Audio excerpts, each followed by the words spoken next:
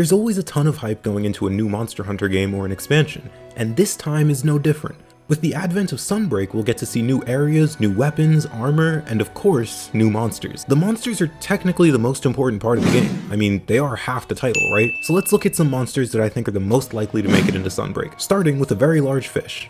Here's why Xantrios has a pretty solid chance of getting into Sunbreak. First and foremost, he's a fan favorite from the old world, and in case you didn't know what I mean when I said old world, that refers to any game pre-Monster Hunter World. Any fan favorite from before World has a good chance of getting in. Just look at Zinogre and Tigrex and Iceborne. Now granted, Xantrios isn't as popular as the previous two, but he's still up there. Next, we've got a smaller detail that may not actually matter, but it's important to consider. See these guys?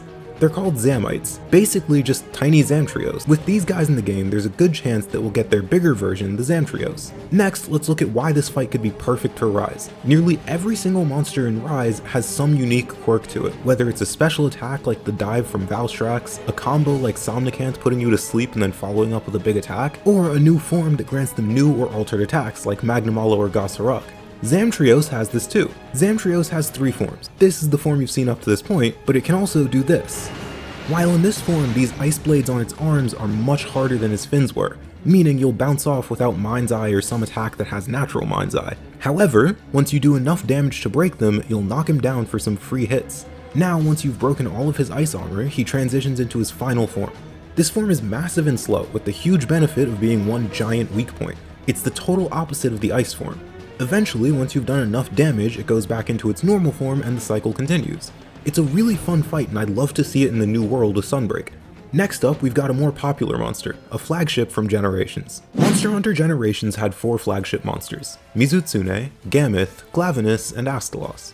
We got Glavenus in Iceborne and Mizutsune is already in Rise, which leaves us with Gameth and Astalos. So why Astalos over Gameth? Well, this is called Sunbreak, not Iceborne.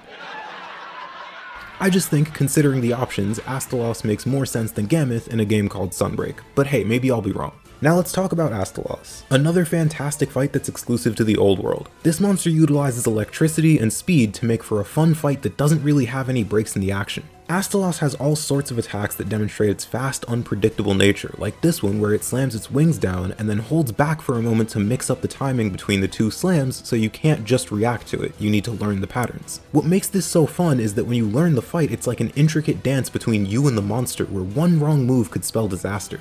This fight pretty much perfectly encapsulates what I love in a Monster Hunter fight. It's such a fun, fast-paced fight that would be a perfect fit for Sunbreak due to all the movement and fluidity that's available to the hunter. Now then, lastly we'll talk about a fan favorite who's already in World, but who should absolutely make an appearance in Sunbreak. Monster Hunter World is the single most important game in the series. Well, maybe second if you count the first Monster Hunter game. And while it wasn't my favorite Monster Hunter game, what it did for the series cannot be understated. World introduced quality of life that the series has been lacking for decades, and vast open areas that allowed for exploration and more immersive hunts. All of this came together to create an experience that was enjoyed both by veterans and, maybe more importantly, new players. Now of course, the flagship of Monster Hunter World is Nergigante. I'll be honest, of the 3, I think this one is probably the most likely. I think outside of maybe Fatalis, this is probably the most popular monster who's not yet in Rise, and I'd love to see him make an appearance. Now there is another reason why I'm pretty confident Nergigante will make it in. There's a trend in each Monster Hunter game. The previous flagship always makes an appearance. Gormagala in Generations, Glavenus in World, and now Nergigante in Rise? There's not much else to say about Nergigante. He's got a unique mechanic where attacking certain parts of his body deal more damage, and if you don't play aggressively you get punished by his dive attack. This fight promotes pure aggression, which just makes it a fun hunt that I'd love to see return in Sunbreak. Hey, thanks so much for watching. So those are the 3 monsters that I think have a good chance of getting into Sunbreak. Let me know who you'd like to see in the comments. And speaking of Monster Hunter, there's a game that it constantly gets compared to that I personally couldn't enjoy until I tried approaching it in a slightly different way. Here's the video on that.